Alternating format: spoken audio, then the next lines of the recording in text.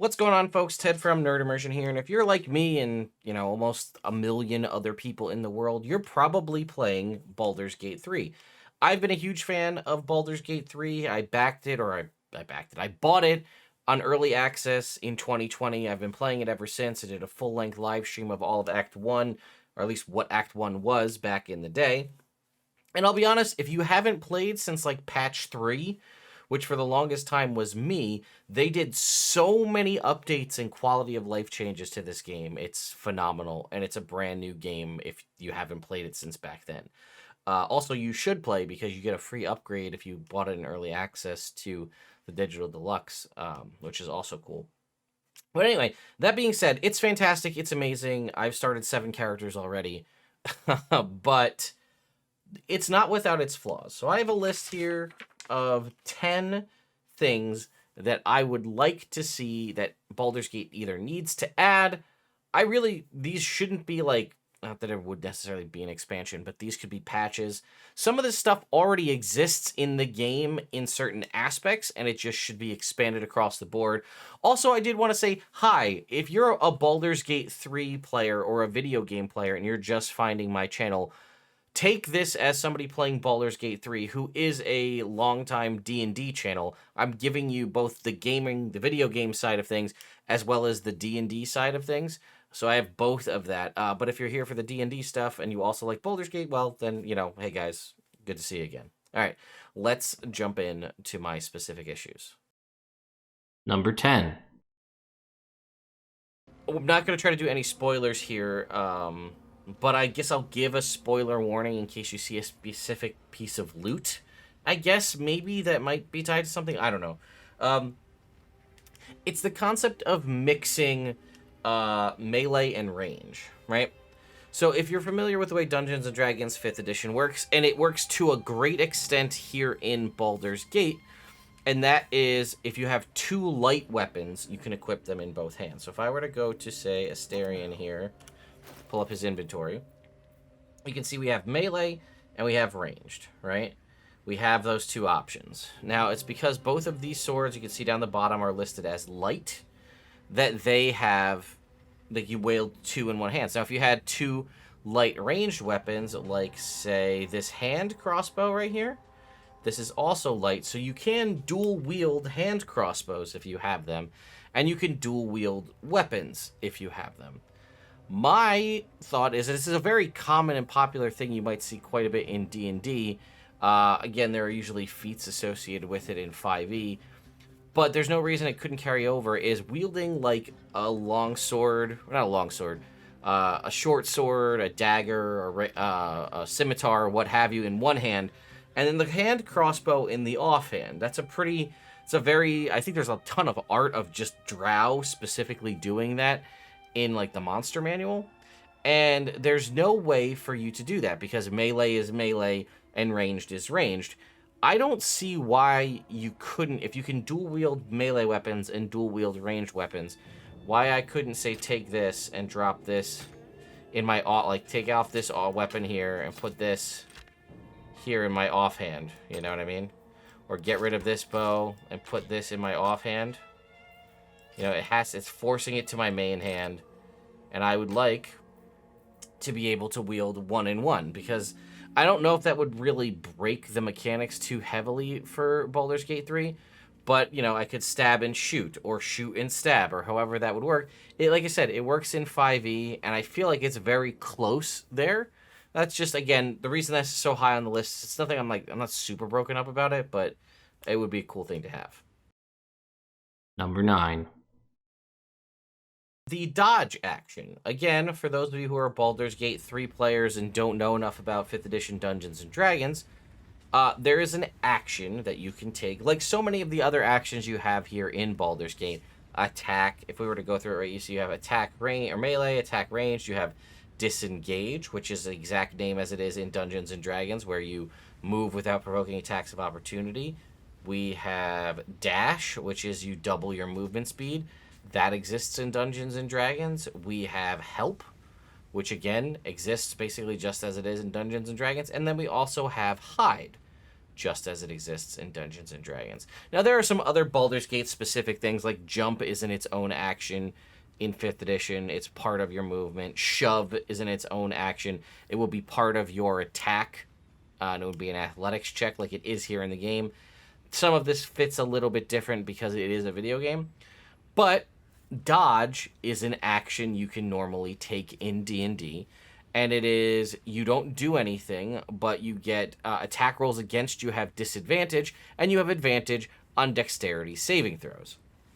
And I'll be honest, there's definitely been instances here in this game where I'm like, it doesn't really make sense for me to move somebody. I don't want to waste a spell slot. I don't want to maybe provoke that I'm here if I'm trying to be sneaky or what have you. So I would just, if I was playing D&D at the table, I would just say, I'll take the dodge action.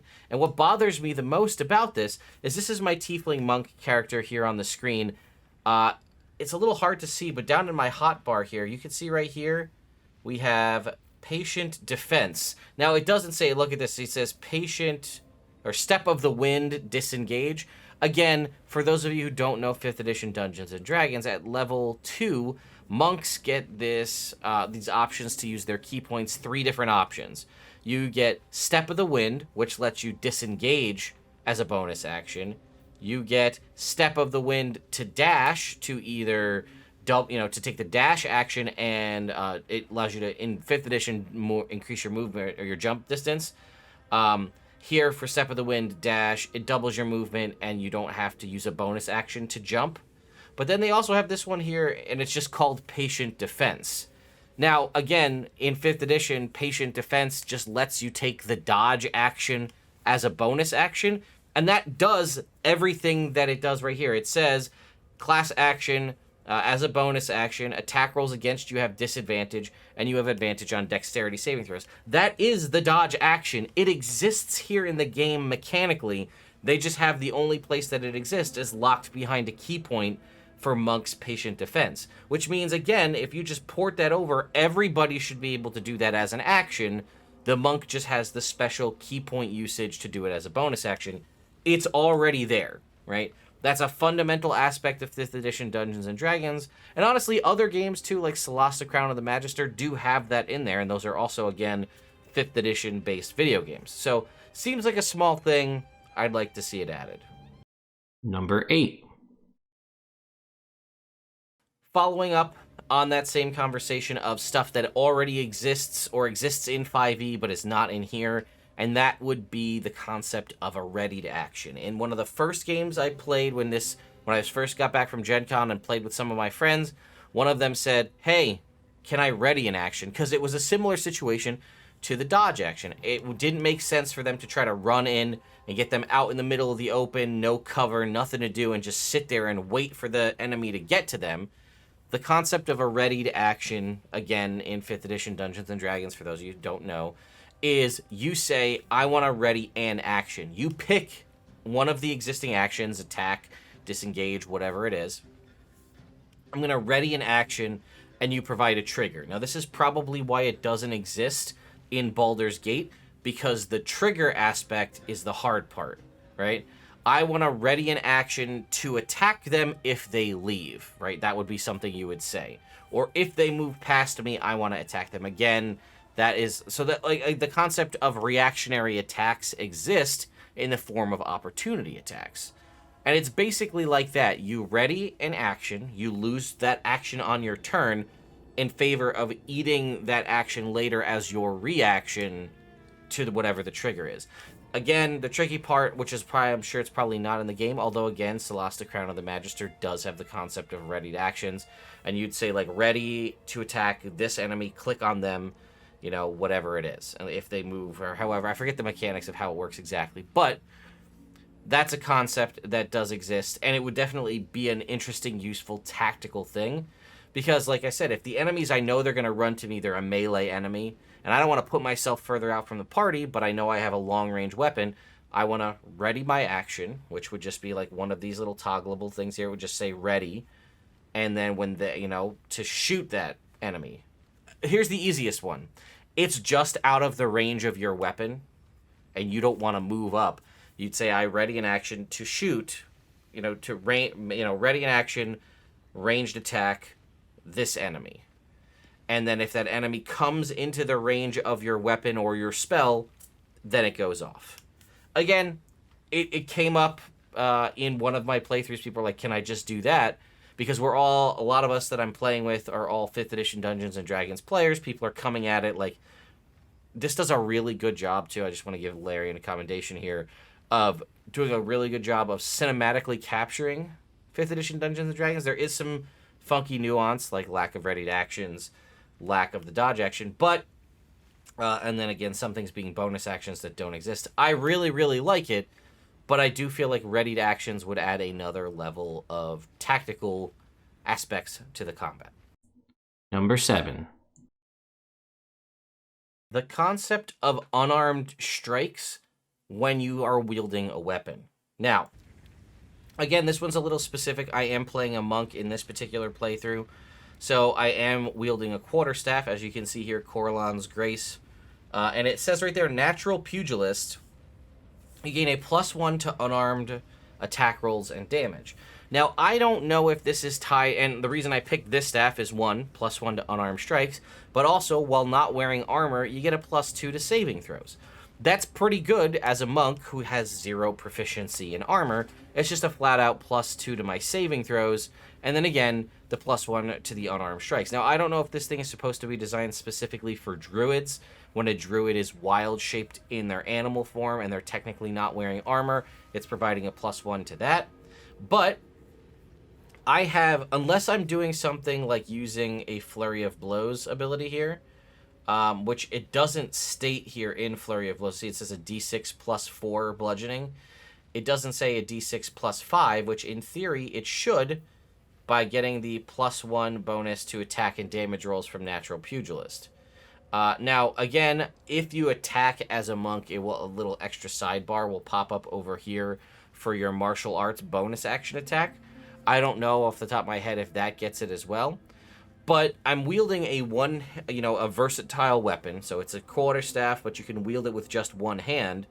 Again, Shadowheart over here is wielding a shield and a quarterstaff. So I should be able to just hold it and punch if I want. I can remove the staff entirely, and then you'll notice Unarmed Strike will pop up here. So if we go ahead, and I think if we just take this off and drop it into the inventory here, you'll notice that that's replaced with Unarmed Strike now.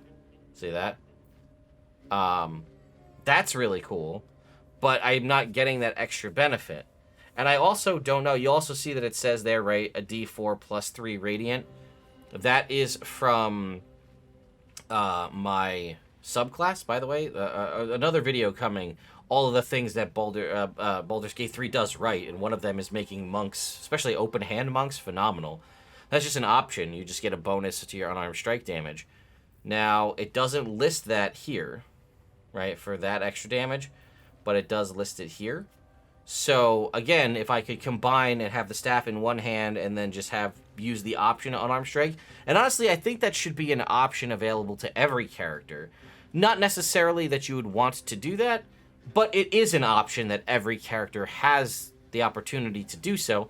I could also understand maybe if you didn't want to allow that if a character's dual wielding. If I've got a shield and a staff, how am I punching you? Unless I guess I'm holding the staff and punching you, or if I'm dual wielding blades, how am I unarmed striking you? But again, you should be able to just punch somebody with your fist while still holding the blade. Either way, it's just a little thing, a little kind of nuancy nitpick that I have, but I'd like to see that as well. Because again, it feels like that staff is made for monks in theory, but then it also doesn't synergize with being a monk. Number 6. A follow feature. This is another one that I've heard people ask for a bunch. I've seen it in other games that have a similar style like this, and it's something that I saw in, I guess I don't have to be in the game for this, a lot of my friends in early access, right? If I'm, like, we're all playing multiplayer, let's say, and we have multiple characters, and I'm running off this way to go where the next story beat is, and people see me running away, they would like to be able to just double-click on my character and then just follow, or like right-click on my character on the pane on the side and hit follow, and then they'll just run after me, so they don't have to continue to click or hold and click and run. they could just right-click on me and say follow, and it'll just zip. Or again, if it's something like, hey guys, I gotta go, let the dog outside, or I gotta go take a break real quick, grab something to eat. And the party says, cool, we'll move on to where the next encounter is. We won't start anything without you, but we're gonna get to like the next village, unlock the waypoint, or get close to the waypoint, whatever it is. Waypoint's a poor example because you just fast travel there, but you get my understanding, right? We're going to go to this cave where this encounter happens. And they go stand outside it, and you are further back. It would be great if you could just show up and then say follow, and then, or as they're running, as you're leaving, double-click follow, go do what you have to do, and then when you come back, your character's right there waiting, instead of being like, oh, hang on, guys, I got to get there to do the whole thing. It's a pretty simple thing, especially given the way that the click and move aspects of Baldur's Gate 3 are. A double-click a character to follow them seems like a reasonable thing. Now, again, if we were to go back in the game, we kind of have that to a degree.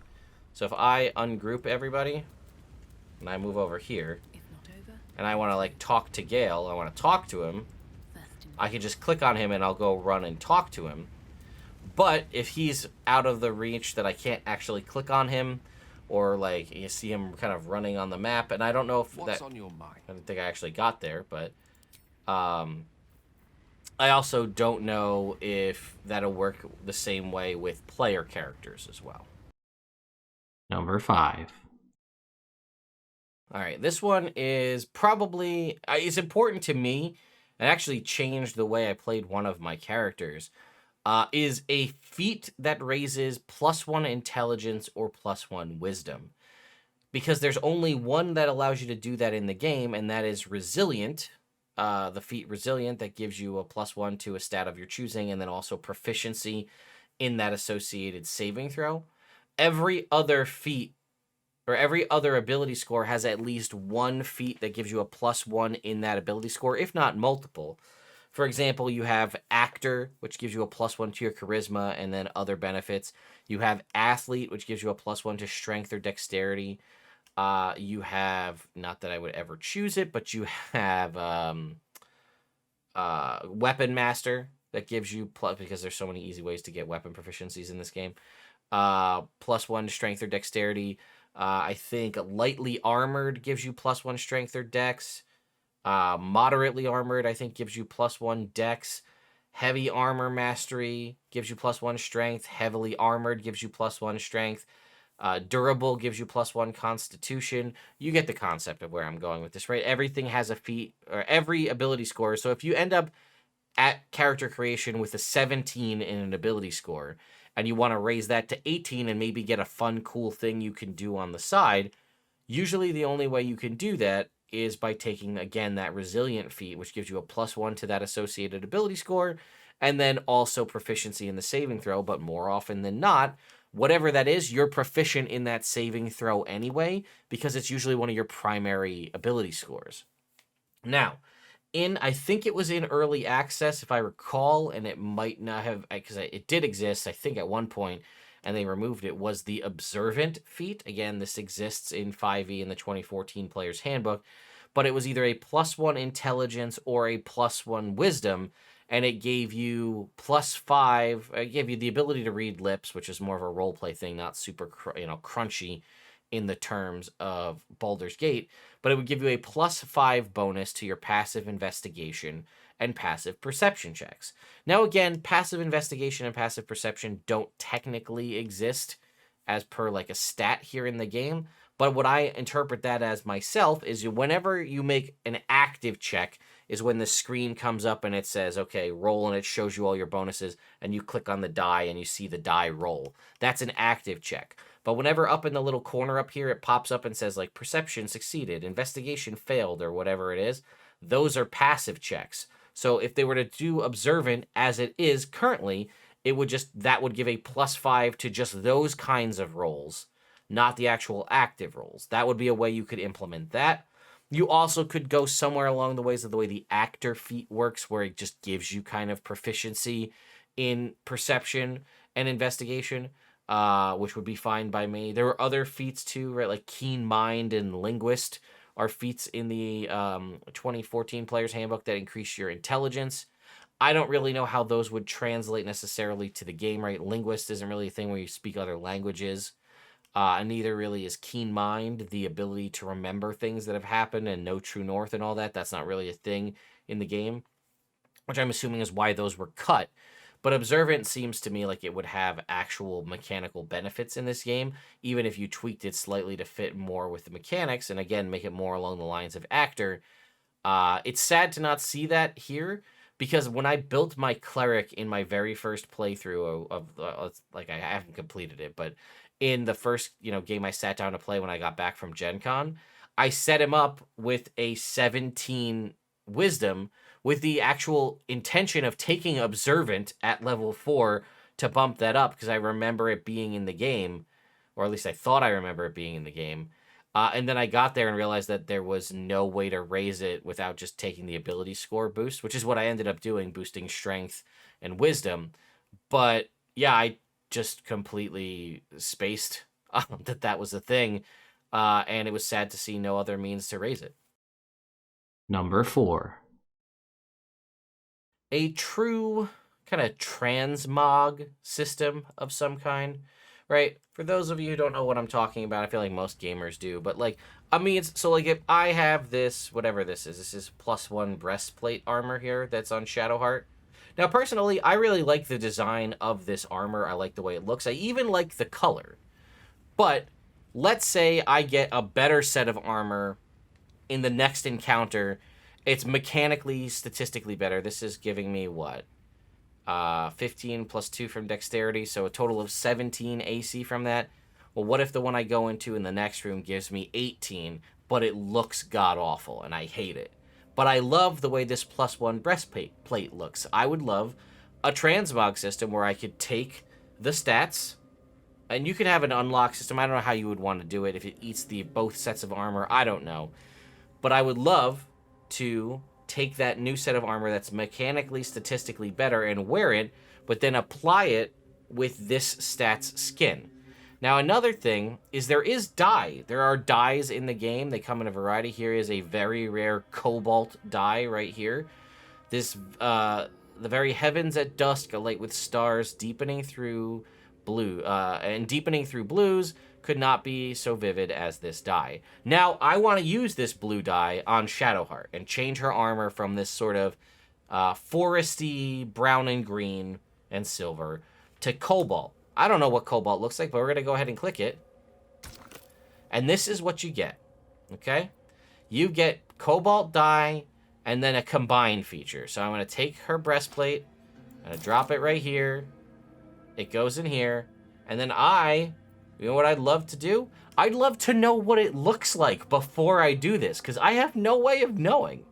It could look even worse than it did before, and here's the thing. I can't undo it, other than saving and then reloading a save before I do it. So we're doing this live, folks. I'm going to live with whatever the decision is. But here we go, and like I was trying to see, like, if I inspect it, no. Does that show me anything? If I inspect the breastplate, no. So then I have this option here, and then I just hit combine.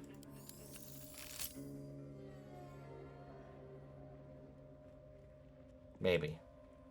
The game is confused. Did I break it? Did I break the game? I think I broke it, guys. It's like stuck. Well, I also want this bug fixed. That would be great. Alright, I hit escape, and that actually says it's going to reload the save.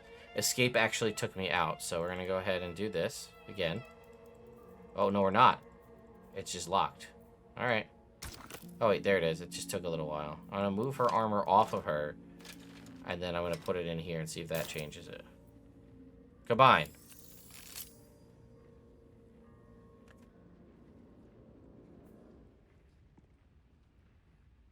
Is it just this armor? Can I pick a different dye?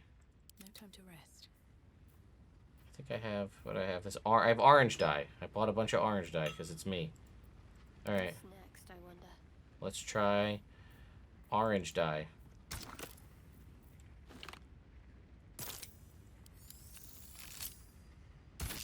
Okay, that worked for some reason. So let's go ahead and put it back on. And I don't really like it. I was hoping the very rare die would have done something cool to it. But it looks like it's just changing this. So, you know what? We can go ahead. Right. What now? And I used a save. We'll use our Drake General die. Whatever comes. Which comes... I don't even know where I got this Cobalt die from, by the way. This is the stuff that comes with the Collector's Edition. The Drake General die. We'll die this. See what it does.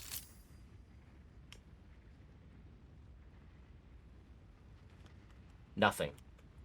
I wonder if it's this armor set.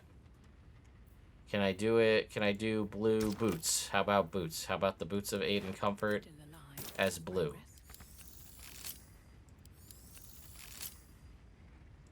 Blitz and blaze. Oh, they do work. They can be turned blue with the cobalt dye. And they look brown.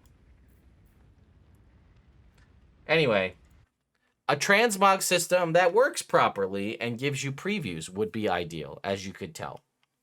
That was, again, something I'd like to have. Number 3. Future class features. So, obviously, when you go to create your character, you can see all of the stuff that happens, and you get to see what new things are unlocked when you level up, which is cool. But unless you currently go outside of the game to a Wikipedia, somebody's YouTube video, whatever it is, you don't have any way of knowing what's coming for your class in future levels.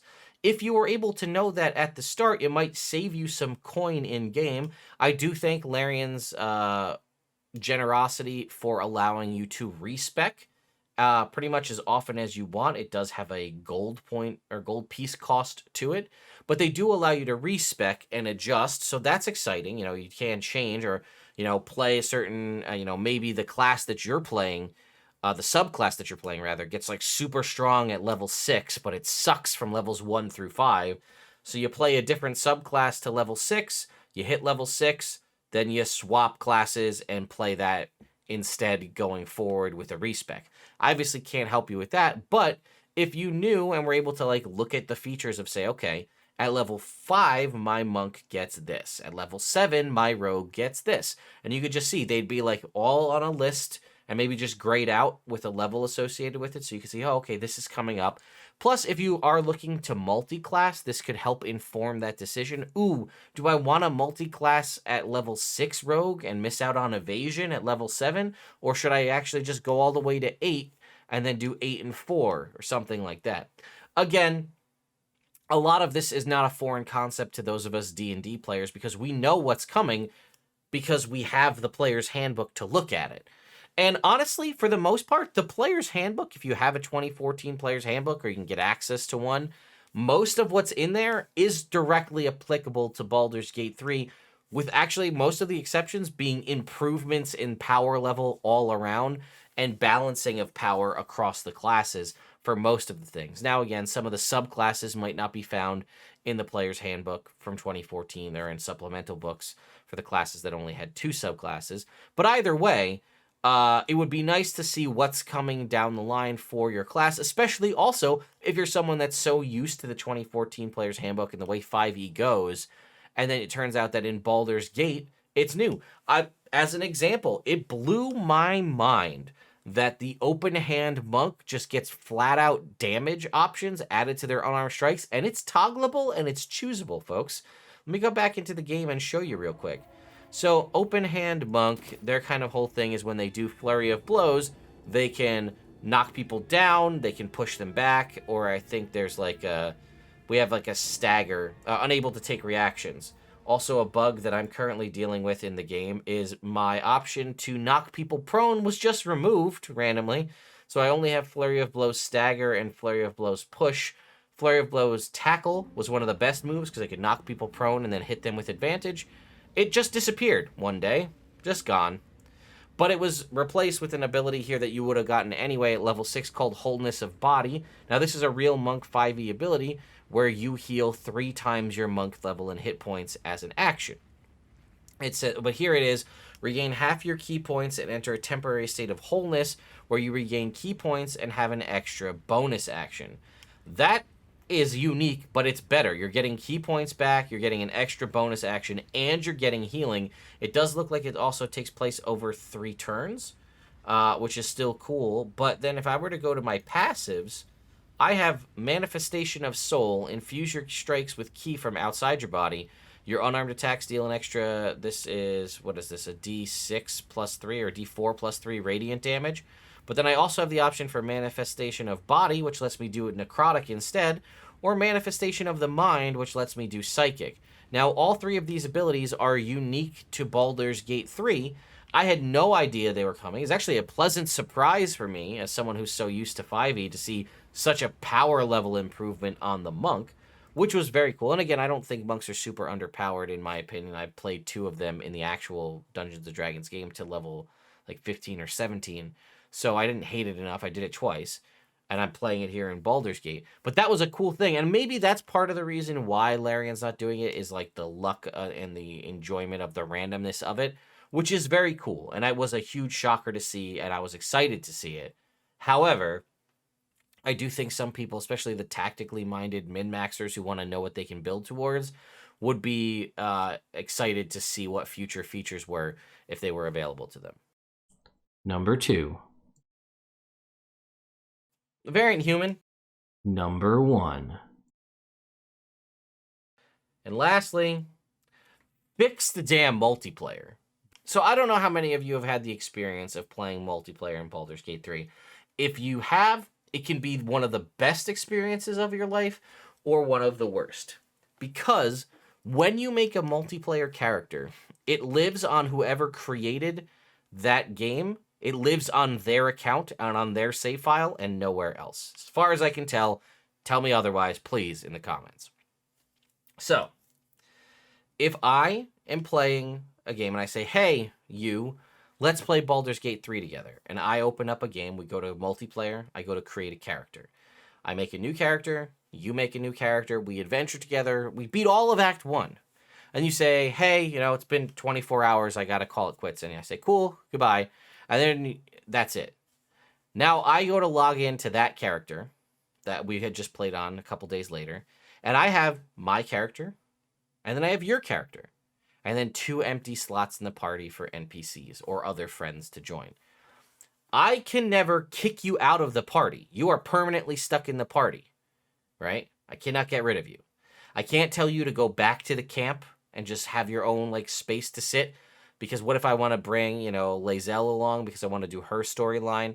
I have to swap out one of my other 2 characters who I may not want to because I need them fundamentally to survive, and I want her to do story bits. No, I permanently have your character. It's even worse if you have 4 players all together, because then you have 4 custom characters, and you can never bring one of the original NPCs into your party. It's just impossible, because you cannot remove those people. Even if they never log into the game again, that character will be permanently stuck in your party. You can't kill them, because then they'll just stay dead and continue to hold the party spot. You can't kick them. Even if you kick the player out of the game, their character is still there. So if you were foolish enough to have things set up that you have an open game where anybody can join your Baldur's Gate 3 campaign, or any of friends can join, and you were hoping to do a serious single playthrough, they can join the game. And then even if you kick them out before they do anything disruptive, that character is still locked in and part of your party permanently as it stands right now.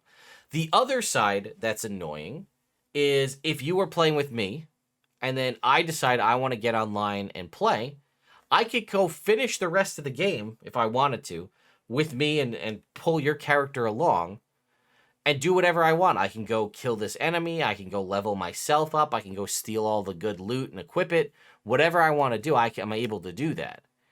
And you can't stop me because you can't access the game unless I let you, and your character's coming along for the ride. If I want to have your character make all the really bad story beat decisions and suffer for it, I can, because you can't control your character when you're not here. And then again, I can beat the whole game and you're like, oh, I can't wait to play together again. What's next? Weren't we going to go do this thing? And you're like, oh yeah, I got bored and I did it myself. Sorry. And it's like, well, you can never experience that as a party together. Again, that's not like the worst thing to have happen because you are playing with friends. But the other annoying side of it is, and I'm experiencing this right now, if you make a character on somebody else's game, you don't ever have that character. I can't go and play a game on my end, and you can't play a game on your end, and we can't take our two pre-created characters and bring them together. So let's say I tell you I'm at a certain point in Act 1. Again, I don't want to spoil anything for people who haven't played, but let's say I'm halfway through Act 1, let's say. And I'm talking to you, and you want to play with me, and we're going to play together. And I'm like, yeah, I made this awesome paladin. He's super great. I love this character so much. I can't wait. And I'm like, I'm at this point in the story. And I tell you, hey, when you get to that point in the story, tell me. And then we'll jump in and play together. You'll have your character there. I'll have my character there. We can jump in and play together. Possibly the reason why that's not the case is because of duplication of loot, right? If there's a special unique magic item that I get in my playthrough, and obviously you can easily get in your playthrough separately as well, then we come into a game, we both have that magic item. I don't think that that's the worst thing in the world, but maybe that's part of the reason why you could break the... It's not like it's an MMO where you could break the economy by duplicating weapons, but I can't do that's my point. Is I can't make a character and establish it, and I can't be like, hey, I'm at the last boss of Act 2. Do you have a character around that point? And you're like, yeah, give me a half an hour. I'll get my guy at that point, and then we'll jump in and play together. No, I join you and create a brand new custom character that lives on your account, or you join me and create a brand new character that lives on my account. We can't do things separately. And that sucks too, because like one of my friends who I played with on the first day made one of her iconic D&D characters, and that's the character that adventures with my one of my favorite cleric characters, and I don't feel comfortable playing the game without her because we want to experience that together, but it's also like one of her iconic characters that she like cosplays and does all this stuff for, and it's locked on my account forever unless she duplicates it on hers and basically makes a brand new character and does it all over again. And that seems like a vast oversight. I get it when it was early access, when it was 2020, 2021, but like people were complaining about this back then, and here we are in the full launch of the game. It is still the same. I cannot make my own character and join you. And I get like potentially it's like, oh, you could be super OP and we could just walk through the game. Yeah, if you want to do that, you should be able to, right?